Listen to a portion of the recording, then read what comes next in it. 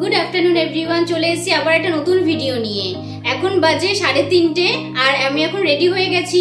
অবশ্য ডিউটি করে এসে তারপর রেডি হয়েছি বলতে এখন যাব অশোকনগর। যদি আজকে রাতে আমি বাড়িতে চলে আসব, কিন্তু কাল যেহেতু আমাদের বাড়িতে বিপত্তারিণী পুজো, তো আজকে আমি যাব, কিছুটা সময় ওখানে আমি কাটাবো আর তার সঙ্গে গপুকেও আজকে মামা বাড়িতে দিয়ে আসবো।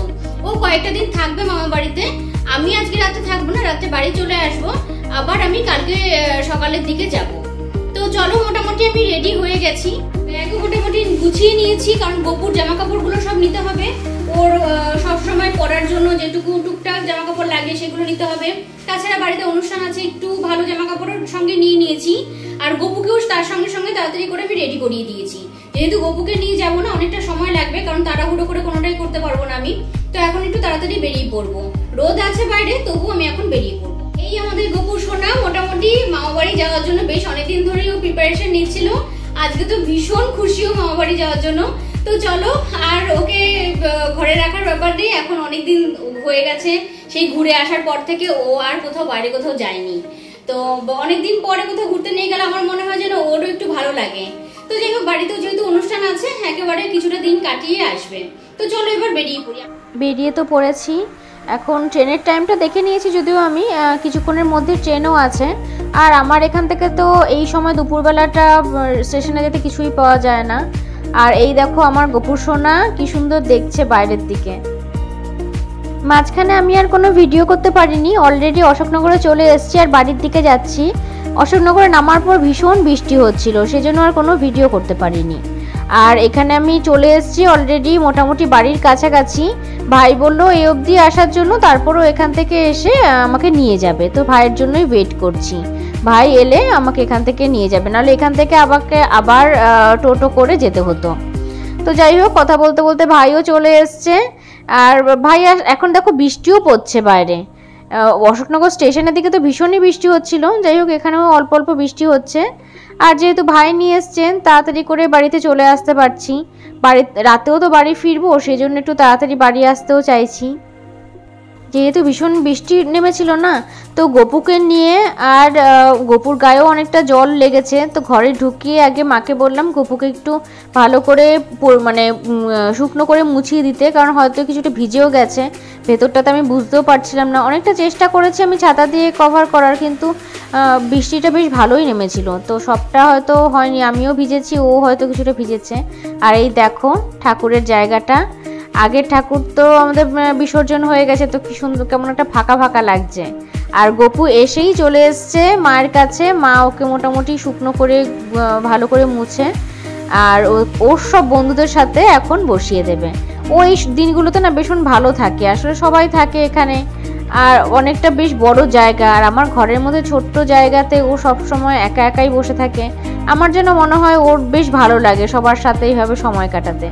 যাই হোক, মা তো আজকে ভীষণই ব্যস্ত, পুজোর মোটামুটি অ্যারেঞ্জমেন্ট অনেকটাই হয়ে গেছে, আর কিছুক্ষণের মধ্যে আমাদের ঠাকুর আনতেও যেতে হবে, কারণ আমাদের ঠাকুর যে অর্ডার দেওয়া ছিল সেটা আজকেই আমরা নেব। তো যাই হোক, সবটা মিলিয়ে মিশে আজকে প্রচুরই কাজ আমাদের।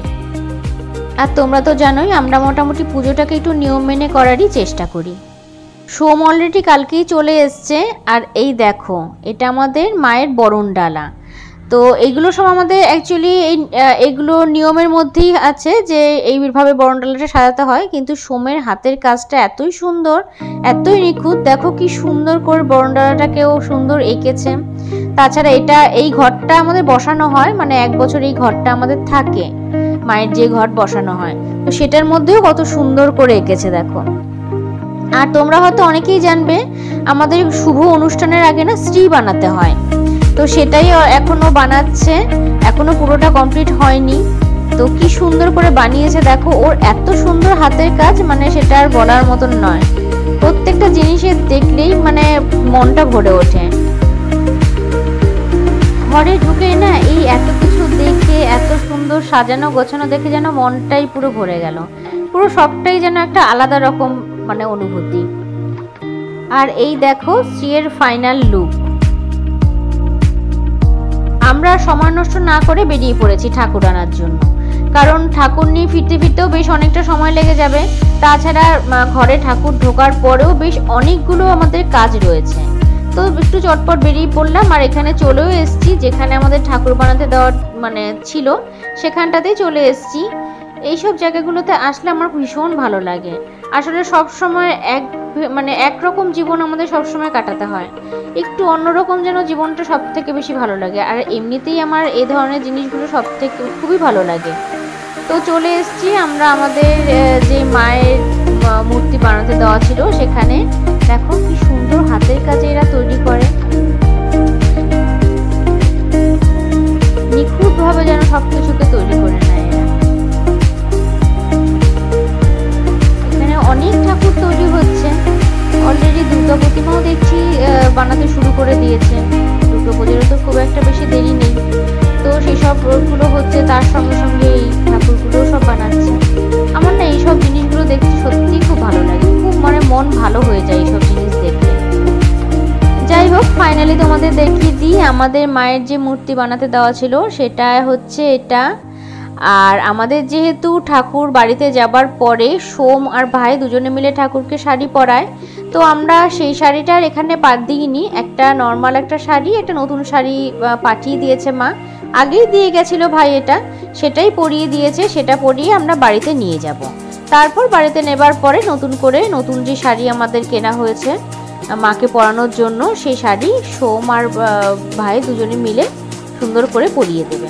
তাই পুরো ভিডিওটাই তোমাদের সাথে আমি শেয়ার করব। এখন তো এবার মাকে নিয়ে বাড়ি ফেরার পালা। মা আর আসেনি, মা তো বাড়িতে ঠাকুর নিয়ে যাবার পরে বরণের ব্যাপার যেগুলো রয়েছে সেগুলোর জন্য মা বাড়িতে রয়ে গেছে। মা সেগুলো সব অ্যারেঞ্জ করছে, আর আমরা ফোন করে মাকে জানিয়েও দিয়েছি যে আমাদের এখানকার কাজ মোটামুটি হয়ে গেছে, এবার আমরা বাড়ি ফিরছি। আর আমাদের ঠাকুর তো অলরেডি নিয়ে এসছে, আর বেশিক্ষণ সময় এখানে আর আমরা নষ্ট করব না, কারণ বাড়ি ফিরে আমাদের প্রচুর কিছু নিয়মকানুন আছে, প্রচুর কিছু কাজ রয়েছে, ঠাকুরের শাড়ি পরানোর ব্যাপার রয়েছে। তো সবটা ভিডিওই তোমাদেরকে আমি শেয়ার করব। তো আজকের ভিডিওটা এ পর্যন্তই, দেখা হবে আবার একটা নতুন ভিডিওতে। টাটা।